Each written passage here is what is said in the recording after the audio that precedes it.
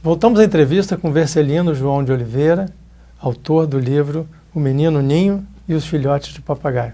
Vercelino, você contava essa história dessa família muito interessante, que veio do Nordeste, se fixou no Espírito Santo, um outro ambiente, um outro ecossistema, um ecossistema rico, né? Aqui chovia mais, apesar do norte do estado ser uma das regiões que montanha é em torno de 1.200 milímetros de precipitação por ano, né? E tem períodos, às vezes, de estiagem prolongados, mas muito melhor do que a situação que era vivenciada pela família no Nordeste, né? E o que você vê hoje, as transformações que aconteceram lá? Hoje, você conhece montanha hoje? Conheço. Toda a minha adolescência ali no interior, no Córrego do Sabino, na afluente do 18. Mas, na época, o ambiente era estável, o ambiente era equilibrado. Ali tinha uma indústria lá de Nanuque, chamada Brasiolândia, que destruiu todas aquelas madeiras ali. Eu via toras de madeiras ali que carregavam um caminhão, né? Eu vivia ali, eu conhecia aquela história. Isso já depois da BR-101? Isso foi, naquela época do BR-101, não existia, era estrada de chão. Então foi muito antes. Foi nos anos 60 isso, nos anos né? 60. Nós viemos em 1956 para aquela região ali, né? A BR-101 foi inaugurada em 1975, 74. Para chegar à Vitória, se tivesse chovido qualquer tanto, era um sacrilégio, né? Porque era todo de barro, né? Mas o que me chama atenção nessa história era o poder de conhecimento que essa mãe tinha, apesar de ser uma mulher não alfabetizada. O conhecimento que ela tinha para educar seus filhos e caminhar no caminho do bem, a relação que ela tinha com as crianças dela, o ensinamento, o amor que era estendido a esses filhos, apesar de trabalhar muito, a gente trabalhava muito, mas era uma coisa prazerosa, né? O lugar era muito legal, e a gente trabalhava, mas a gente tinha carinho, a mãe, essa família, o pai ensinava para os seus filhos.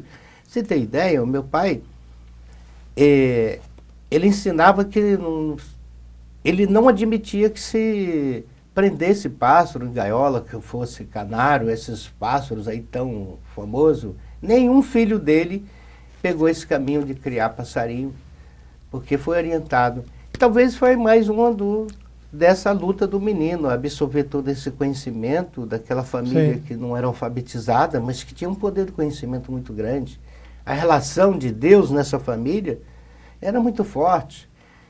A vida desse menino, ele guiou a história, esse ensino guiou essa criança a vida toda. Isso que é uma coisa interessante. Ao escrever esse livro... Isso contrariava um pouco a lógica da época, né? Porque a lógica da época era destruição. Destruição, pássaros presos em gaiola para a propriedade de cada um. E a desculpa de construir o país, de desenvolver o país na derrubada das matas, né? Ela foi toda construída em cima disso aí, né? Para a plantação de... E as terras nem eram utilizadas para agricultura. O fazendeiro queimava, o industrial retirava madeira e em seguida eles botavam fogo e jogavam semente de capim. Na próxima remessa queimavam de novo e já viravam pasto. Aquela região virou uma grande área de pecuária, né? Uma grande pastagem. A gente não tem nada contra o desenvolvimento, mas o planeta, enquanto o homem não tiver noção de que é ele que precisa do planeta e não o planeta precisa dele, porque ele é só mais um elemento que está ali. Cada coisa que tem aqui recebeu seu código genético para viver em harmonia com o homem, a natureza e com Deus. Se o homem não tiver esse conhecimento, esse entendimento, e o garoto de 8 anos tinha esse entendimento, porque tinha a sua mãe, que apesar de não ser alfabetizada, ela tinha esse entendimento dessa relação maravilhosa. E é por isso que sai a história do menininho, porque essa história não poderia ficar presa aqui dentro da escuridão do meu peito, só para mim. Eu tinha que dividir, porque essa história pode mudar a vida de uma criança, pode mudar a vida de um leitor.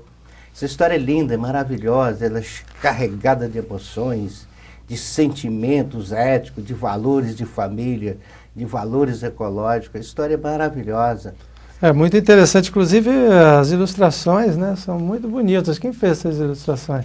São desenhos infantis, muito bem feitos, coloridos à mão. As ilustrações é de uma menina chamada Simone, é uma artista nata aqui da Barra do Jucu, que fez esses desenhos. Aí veio a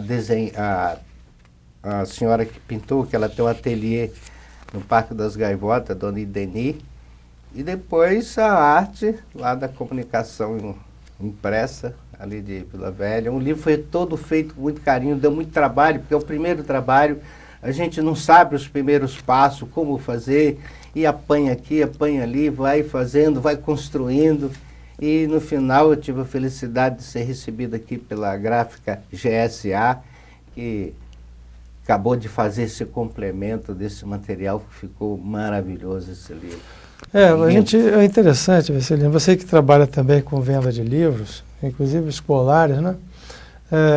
Uma coisa que eu percebo é que as pessoas falam muito em educação ambiental, mas a gente tem poucos livros falando sobre o nosso ecossistema, os nossos ecossistemas, o nosso ambiente natural aqui.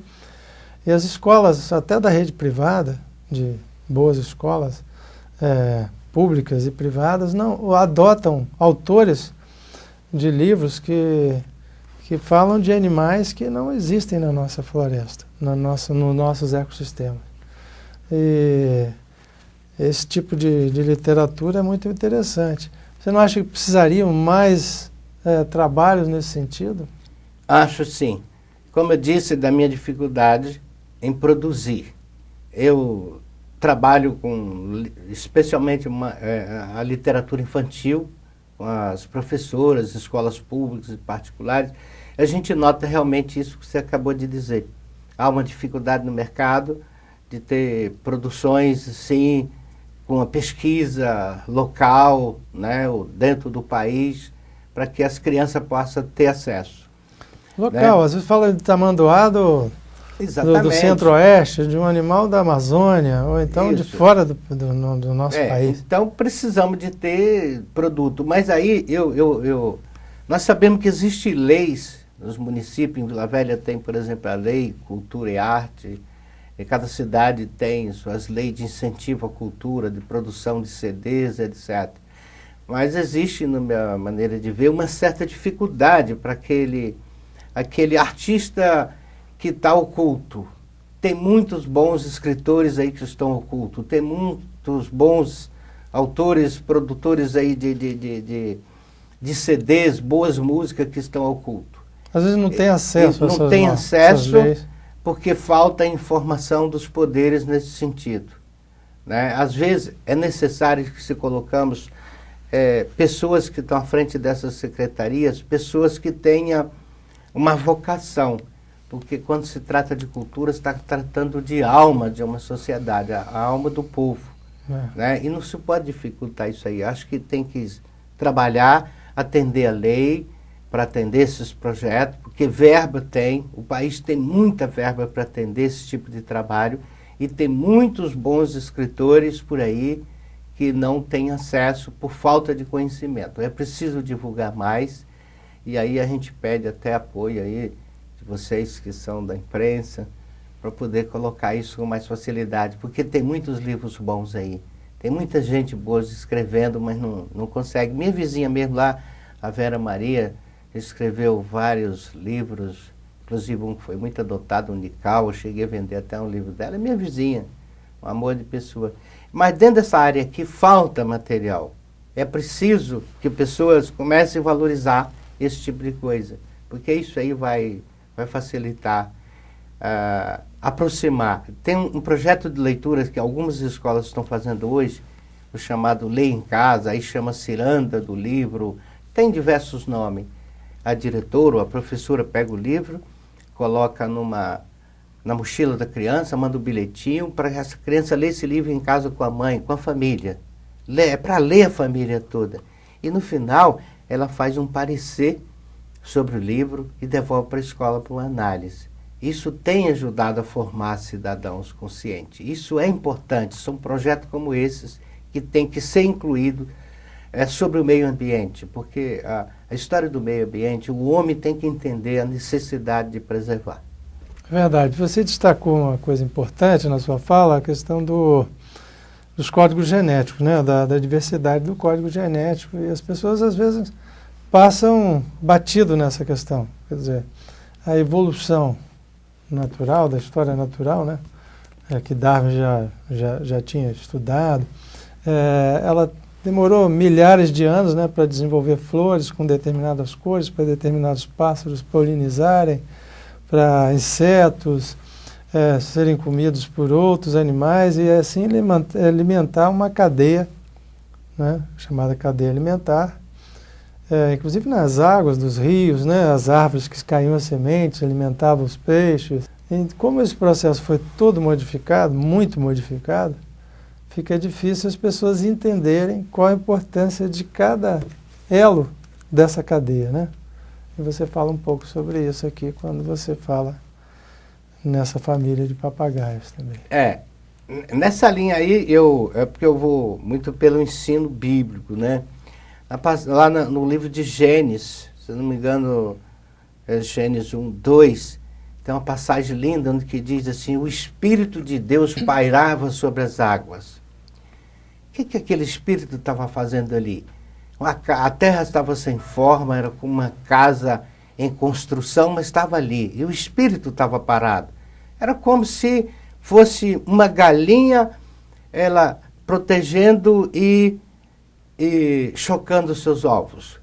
E, no meu entender, era como se o Espírito estivesse ali criando os códigos genéticos de tudo que tem na terra, para depois entregar para o homem e o homem fazer o que ele está fazendo. Ele não tem a consciência, ele não entendeu os ensinamentos, destruiu tudo, está destruindo, está numa velocidade que a gente vê que não tem freio. O poder econômico dominou isso aí. Eu não tenho nada contra o poder econômico, acho que ele é importante, assim como o poder científico, né? As tecnologias, tudo são importantes, mas eu estou voltando porque hoje o menino não lê mais, a família não conversa, a internet tomou conta, a internet virou a namorada, virou a família, virou o pai, a mãe, e a conversa não acontece. Então esse projeto desse livro é no sentido de que as famílias voltem a conversar. Eu não acho que ele vai resolver o problema, mas eu acho que ele pode ser uma centelha na direção de voltar, de tomar essa consciência dessas reflexões sobre Deus, sobre o homem, sobre a natureza, que os três andam juntos. Ok, vamos a um último intervalo, voltamos já, fique conosco.